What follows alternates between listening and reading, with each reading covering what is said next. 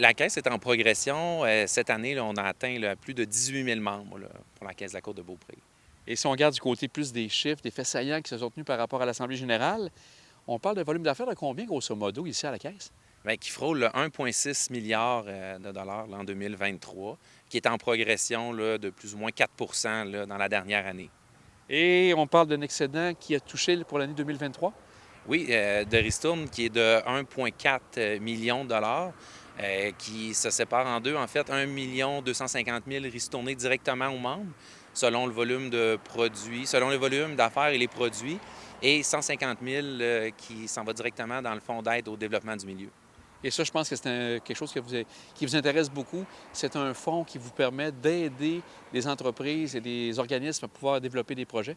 Oui, effectivement, là, ces montants sont là, sont disponibles pour des projets structurants, des projets dans la communauté, comme exemple l'an passé, le Plus Mobile, où est-ce qu'on est partenaire avec Développement Côte-de-Beaupré. Et, ensuite de ça, nos bourses d'études étudiantes, c'est 50 bourses d'études l'année passée pour un montant de 50 000 $.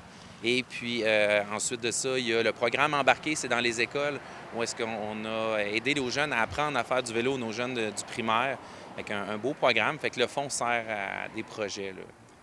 Aussi, cette année, vous avez employé la méthode de la présentation virtuelle. Est-ce qu'il y a une raison particulière plutôt que d'y aller par présentiel avec le retour post-pandémie, les gens reprennent les rencontres? Oui.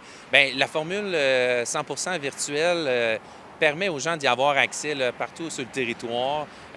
Cachera pas aussi qu'il y a une question de coût. Puis ça permet aussi aux gens de pouvoir voter directement en ligne les jours qui vont suivre la GA. Fait que c'est une formule qui est bien, qui est gagnante, qu'on a vu évoluer dans les dernières années là, au niveau des caisses. Vous, de la ristourne, vous en avez parlé tout à l'heure. Ça se passe de quelle manière? Est-ce que ce sont les membres, le conseil d'administration qui déterminent de quelle manière va distribuer la ristourne? Oui. Bien, il y a une proposition qui est faite par le conseil d'administration, qui est faite à l'Assemblée générale, et c'est les membres qui votent la ristourne. Alors, ça a été fait dans les jours qui ont suivi là, dans notre AGA. J'ai vu par rapport à tout ce qui a été fait au niveau d'un rapport pour l'Assemblée générale annuelle, on voit qu'il manque quelques membres qui font partie du nouveau conseil d'administration. De quelle manière vous allez travailler le tout pour pouvoir combler ces postes? Oui, bien, c'est ça, suite à l'AGA, là, il y a 2 postes qui sont non comblés. Le 30 avril, il y aura un conseil d'administration et les membres du conseil d'administration là, vont se pencher sur la question et voir qu'est-ce qu'ils vont faire au cours de la prochaine année. Et si jamais là, il y a des actions à poser, bien, on va informer nos membres, là. Avec une année un peu plus difficile parce que les taux ont monté, tout ça, quelle était votre approche par rapport aux membres pour pouvoir les accompagner, les guider?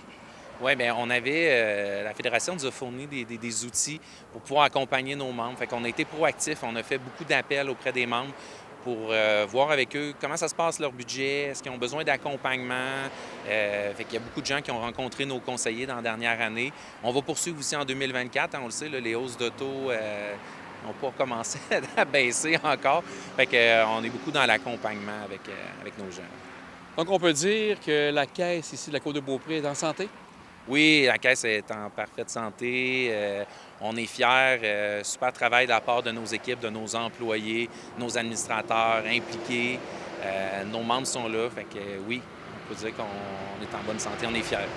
Si on prend un moment pour voir maintenant votre arrivée ici, qui est arrivée à l'automne, Oui. comment ça se passe pour vous là, après 3-4 mois d'opération? Bien, ça se passe super bien. Je suis encore en appropriation là, de la région, découvrir la région.